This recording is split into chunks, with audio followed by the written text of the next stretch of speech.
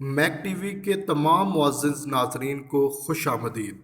1965 کی پاک بھارت جنگ محض ایک کچی سڑک کی وجہ سے شروع ہوئی۔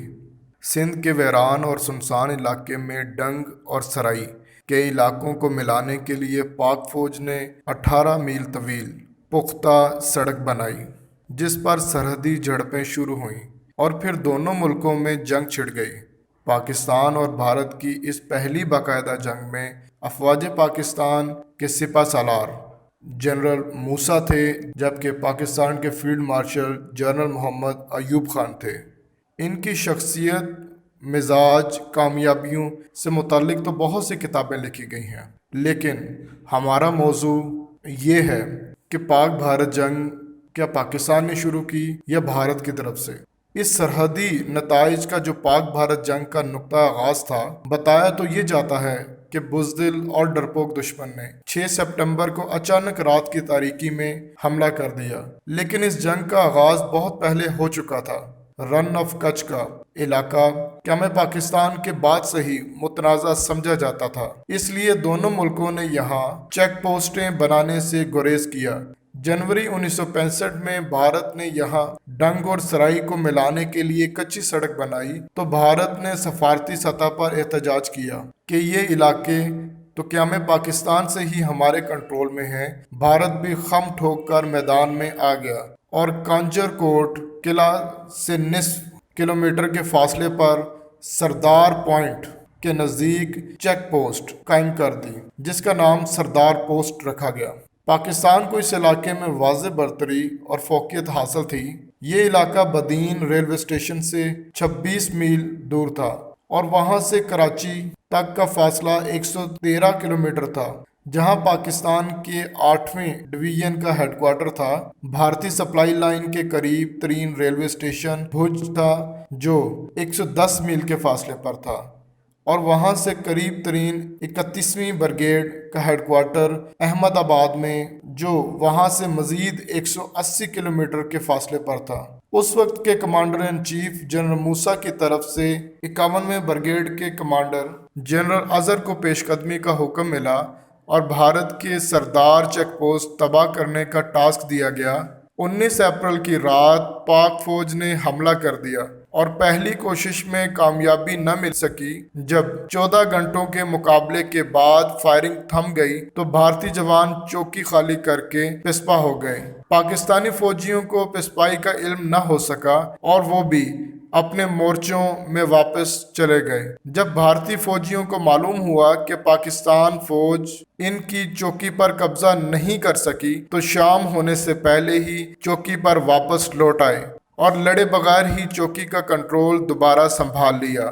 مخدوسی صورتحال کے پیش نظر 8ویں ڈویژن کے general officer commanding general tikka Khan نے بریگیڈیئر افتخار جنجوعہ کی قیادت میں نہ صرف مزید قوت بھیجی بلکہ آپریشن کا کنٹرول بھی خود سنبھال لیا۔ وہ پاکستان کو اس پہلے معرکے میں کامیابی دلوانے میں تو کامیاب ہو گئے اور بھارتی فوج اسلحہ چھوڑ کر بھاگنے پر مجبور ہو گئی۔ افواج پاکستان نے نہ صرف سردار چیک پوسٹ پر قبضہ کیا بلکہ پیش قدمی کرتے ہوئے مزید 2 چوکیوں پر بھی قبضہ کر لیا اور بھارتی شہر بھوج کی مین واٹر سپلائی لائن کے قریب جا پہنچے۔ اس دوران ایک عجیب و غریب واقعہ پیش آیا۔ پاک فضائیہ کے سربراہ ایئر مارشل اصغر خان نے جی ایچ کیو کو اعتماد میں لیے بغیر ہی بھارتی ہم منصب ایئر مارشل ارجن سنگھ سے رابطہ کیا اور یہ پیشکش کی کہ رن آف کچھ کی لڑائی میں بری فوج کو زور بازو آزمانے دیا جائے اور دونوں ملکوں کی ایئر فورس اس بکھیڑے سے دور رہے۔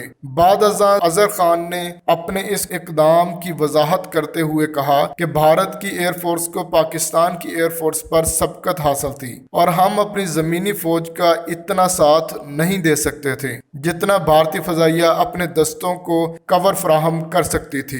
لیکن افواج پاکستان کے سپہ سالار جنرل موسیٰ کے نزدیک یہ عذر بہت بونڈا ہے۔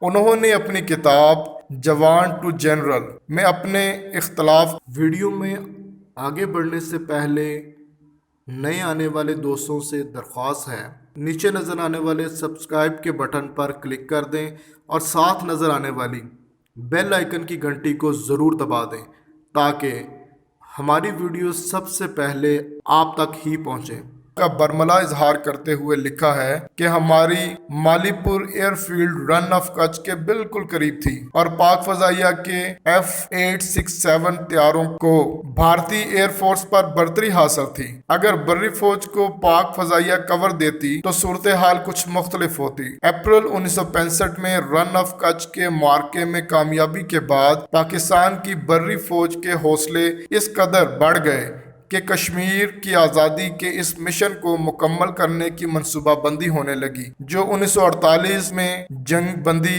کی وجہ سے ادھورا رہ گیا تھا۔ اس بار 7ویں انفینٹری ڈویژن کے commander major general Akhtar Hussain ملک کو طارق بن زیاد کے طور پر منتخب کیا گیا اور کشمیر کی آزادی کے اس منصوبے کو آپریشن جبرالٹر کا نام دیا گیا۔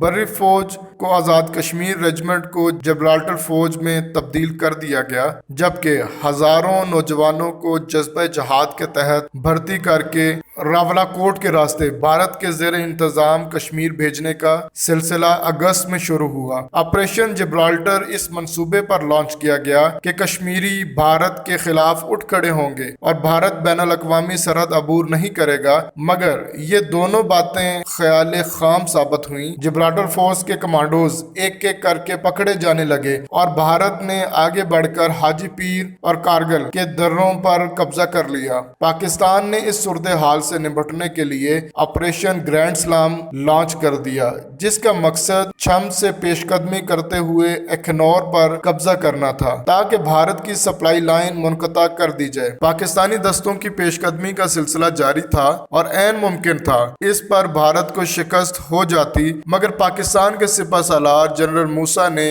گھوڑا تبدیل کرنے کا فیصلہ کر لیا اور جنرل اختر حسین ملک کی جگہ جنرل یحییٰ خان کو ڈویژن کمانڈر تعینات کرنے کے احکامات جاری کر دیے۔ کمان کی اس تبدیلی سے جو وقفہ ملا وہ بھارت کے لیے غیبی امداد ثابت ہوا اور آپریشن گرینڈ سلام ناکام ہو گیا۔ آپریشن جبرالٹر کو اس قدر خفیہ رکھا گیا کہ ایئر چیف مارشل نور خان کو بھی اس کی بھنک نہ پڑنے دی گئی۔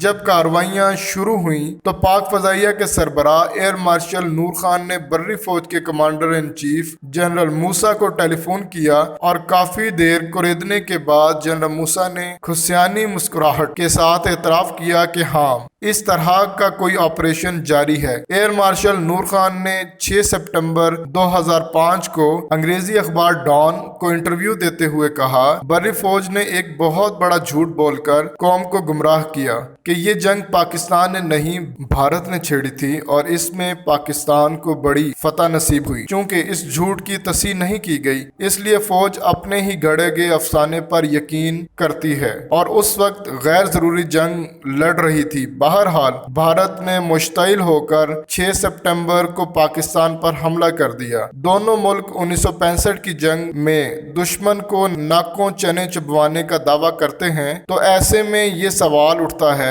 کہ دونوں کو فتح نصیب ہوئی تھی تو پھر ہارا کون؟ یہ سوال دہرایا جائے تو نام نہاد تجزیہ نگار یہ کہنے پر مجبور ہو جاتے ہیں کہ اگر ہم جیتے نہیں تو ہم نے اپنے سے بڑے دشمن کو جیتنے بھی نہیں دیا۔ کیا یہ ہماری کامیابی نہیں؟ 1965 کی جنگ کون جیتا یہ جانچنے کا ایک پیمانہ معاہدہ تاشکنت ہے، جس کے مطابق بھارت نے 710 مربع میل علاقہ پاکستان کو واپس کیا، جبکہ پاکستان 210 مربع میل کا علاقہ بھارت کو لوٹا سکا۔ جنرل موسیٰ بیرونی ملک کے خلاف تو ناکام ثابت ہوئے، البتہ نواب آف دیر اور خان آف جندول کو ذیل کر کے ان علاقوں کو فتح کرنے میں ضرور کامیاب ہوئے۔ KPK کا ضلع دیر خان آف جندول کی خود مختار ریاست پر مشتمل تھا اور وہاں بری فوج کی تعیناتی کی مخالفت کی جا رہی تھی، جس پر جنرل موسیٰ خان نے فرنٹیئر کور کی 25 پلاٹونوں کو حملہ کرنے کا حکم دیا۔ مزاحمت دم توڑ گئی، نواب آف دیر اور خان آف جندول کو گرفتار کر لیا گیا، یوں یہ علاقے پاکستان کا حصہ بن گئے۔ جنرل موسیٰ نے اپنی یادداشتوں پر مشتمل 2 کتابیں تحریر کی ہیں، جس میں سے پہلی کا نام جوان ٹو جنرل اور دوسری کا نام مائی ویژن ہے۔ ان دونوں کتابوں میں جنرل موسیٰ نے خود کو پارسا ثابت کرنے کی کوشش کی ہے